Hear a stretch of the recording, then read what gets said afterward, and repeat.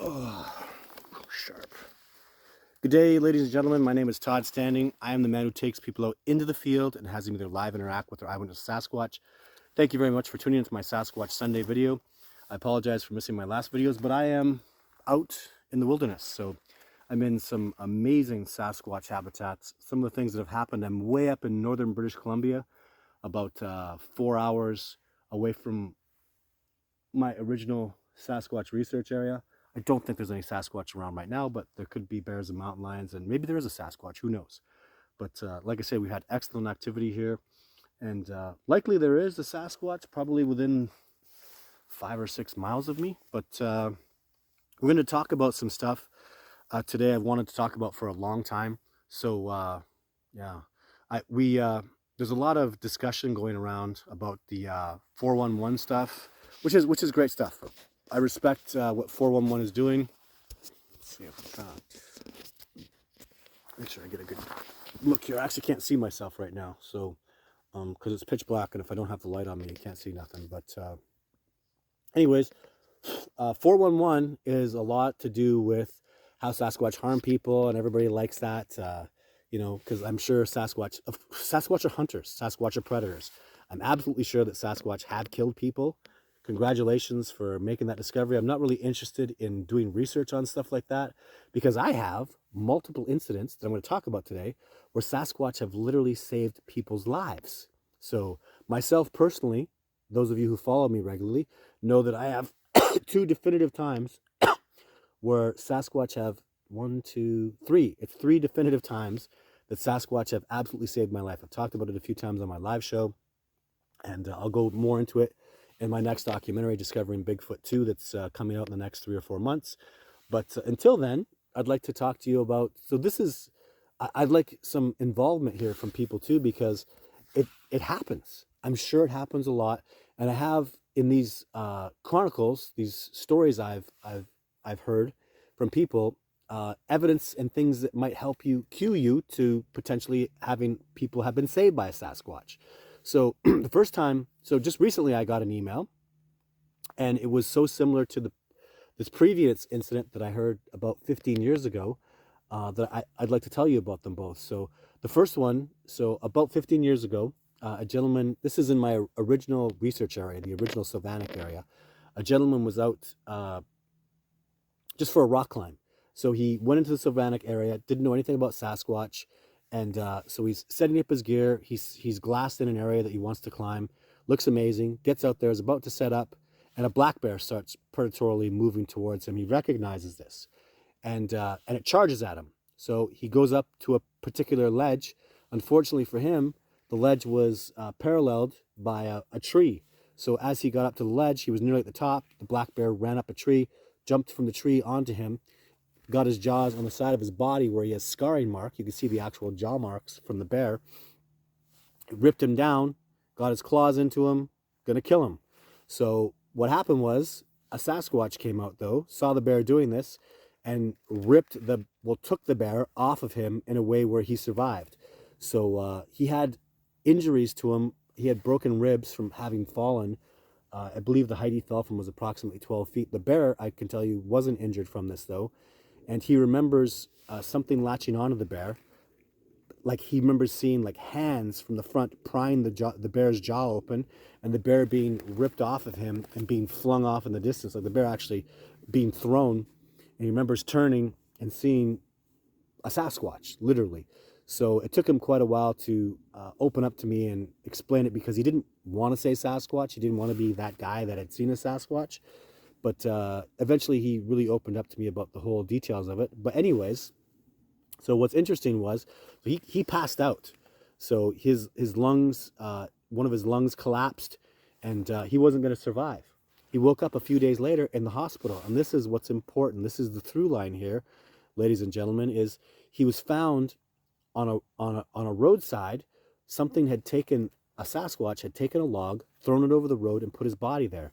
So when somebody came out and saw the log there to move it, it wasn't a log that a human being couldn't move, but it was big enough where you have to get out to your vehicle, move that log, saw him there, and then obviously took care of him, took him to the hospital, and literally saved his life. So not only rescuing him from the bear, but knowing to take him to safety. And the log is the through line, because 2 years ago, I just got an email from a gentleman who was kayaking in Washington State.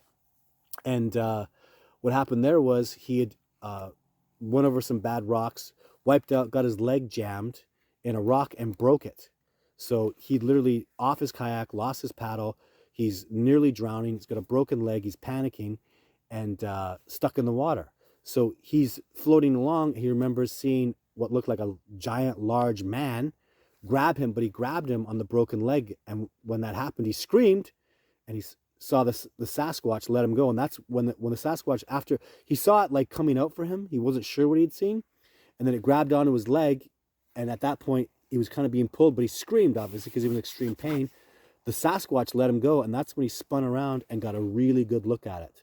Fortunately for him, as he was floating back to the next step, a different Sasquatch latched onto him and this time grabbed him in his body, picked him up, and took him over the shore. So he also, after having spent, I don't know how much time there, nearly drowned in his lungs and very messed up, very injured, hurt, was basically left for dead. However, the through line, again, is however long it took him to pass out. He says he was there for probably 36 hours. After he'd passed out, he woke up. He woke up in a hospital because he'd been taken to a roadside and a log was thrown over, which is tremendously significant. If you know somebody, or if you've ever heard about something like that happening, it's not magic. It's not aliens. It's a thing that seems to be something that a Sasquatch does. So I've heard of those two tremendously important incidents. And so I want people to look at it too, as obviously, I mean, dogs kill people, right? Mountain lions kill people, bears kill people. But for the most part, dogs don't harm people and dogs help people. And for the most part, the bears that live out here around me, probably right now, are not harming people. They're comfortable in their environment. They just do their job. They live in the ecosystem perfectly in balance with nature.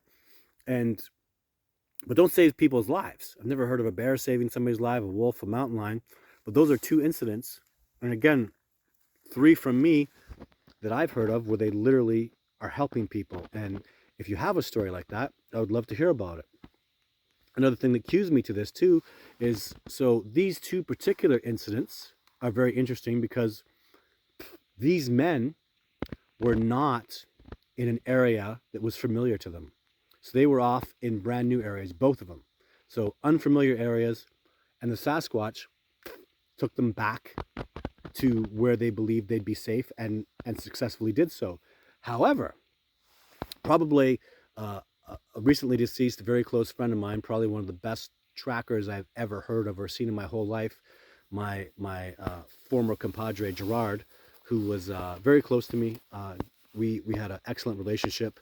It was always good for my family to know that if I ever disappeared, Gerard would be able to come find me. He's one of the best trackers I've ever seen. He could find anybody, anywhere. He was incredible. But he had an incident where, so he lived on a reserve. He's a full-blooded native. And he'd gone out elk hunting. And the elk hunting he was doing was approximately 14 kilometers, let's say 10 miles from his house. So he drives out there. It's he's doing a dusk hunt. Or no, a dawn hunt. So he drives out there, hikes about 3 kilometers, 2 miles out to where he's in his spot, waiting for the elk to come up, going to get his body. And a group of Sasquatch, at least 3 individuals, in his testimony to me, surrounded him. So he was not interested in the Sasquatch being around him. It was a situation that was very uncomfortable for him. So what he did was he picked up a rock. I remember him telling me it was about half the size of a softball, and just kind of threw it off into the air, just to kind of tell the Sasquatch, you know, I don't want to do this, kind of go away if you're out there. What happened was the rock hit a Sasquatch. What he heard was a thud like on flesh, and a Sasquatch go, ah! Sorry, I'm stopping because I just heard something behind me. So, obviously, about 10 seconds later, the Sasquatch latched on him and beat the living crap out of him, badly. Broken collarbone, busted ribs, dislocated hip, You know, I saw the pictures of him. He was literally in a hospital bed for 6 months in traction. But what's amazing yet different about this story is, so he was far from his truck, and about 3 days later, they couldn't find him. I don't even know if they were looking for him actually, because he's a bit of a loner. But anyways, 3 days later, he's starving, bleeding, in pretty bad shape, likely dying. And the Sasquatch, as he explained it to me, came up to him with what he called soft hands. He was in a great deal of pain, picked him up and took him home and literally put him in his back porch, where his family found him probably a day later. But he is an incident. Obviously, there's no log over the road, but an incident where I know that they beat him up. That's not good. But after they beat him up, they saved his life. We're not going to use this as a saved his life thing, but I think the importance of this story is that they took him home and they knew where he lived. So these other two gentlemen perhaps would have been taken home if the Sasquatch were potentially familiar with where they lived. Both these men are from the city. But in Gerard's case, they actually had the ability to take him home and leave him on his actual doorstep. And I guess they did, by extension, save his life, again, after they kicked the living hell out of him. You don't want to get beat up by a Sasquatch. I can't even imagine. Gorillas are so incredibly powerful, and the stuff that I see the Sasquatch do is absolutely mind-blowing. I mean, their power is more than twice of what a gorilla is. They're more than twice the size, more than twice the power, and I see it in the biology. It's absolutely scary. You don't want one of these guys slapping you around. It would be totally devastating. I remember him saying the first thing they did is they ripped the gun out of his hand and just literally just snapped it with the flick of their wrist. Bashed it on a tree, and the thing just like steel just shattered. They were absolutely so powerful, especially when they're upset like that. So I would never, I do everything I can to make sure, I mean, after that story too, I make sure I never just toss a rock randomly when there's a Sasquatch around, because that's an absolutely awful thing. And all of these incidents are substantiated with photographs, with photographs of the trauma that they went through, and then other people that, I mean, with the first incident with the rock climber, Fish and Wildlife actually had to investigate because it was a bear attack, and they went and retrieved his gear. So there's a lot of stuff going on with this. Same thing with the kayaker. They had to go back and look for his kayak and try to figure out what happened, and their stories are, I mean, I don't know what they told Fish and Wildlife. A Sasquatch saved my life, but at least I have 3 incidents. 2 of them are definitively, so 5 in total, where Sasquatch have literally saved my life or other people's lives. And if any of those stories cue something you've heard of, or in some way can make you think of something that you may have heard of, or something of interest where someone found a human with a log over the road or anything like that, I would love to hear about it, because let's talk about how the Sasquatch are amazing. Let's talk about how they have literally saved people's lives. I have a funny feeling these incidents that I know of are not the first, and certainly won't be the last time that they do stuff like that, because bears don't save people's lives. Wolves don't save people's lives. At least nothing I've heard of in absolute legitimacy. I know, like, there's fairy tale stories and stuff, but in real life, I don't know. Those things would be rare and far in between. And I feel a great deal of intelligence, a great deal of empathy with the Sasquatch, and it doesn't even surprise me to know that they do stuff like that. With the amount of interactions I've had with them, they're my teachers, and I find them to be absolutely astonishing and amazing. So if you have heard of a story like that, I am Todd Standing. My website is discoveringbigfoot.org, and if you'd like to email me about any incident that might be significant in some way pertaining to what I've just discussed with you, please email it to bigfootencounter@gmail.com. So thank you very much for tuning into my Sasquatch Sunday video. I am coming out of the bush, and I am coming back. So I will be doing Wednesday live this week, 100%. And there will be a Throwback Thursday story and more Sasquatch Sunday coming up next week. Thank you very much for tuning in. Until next time, take care of yourself.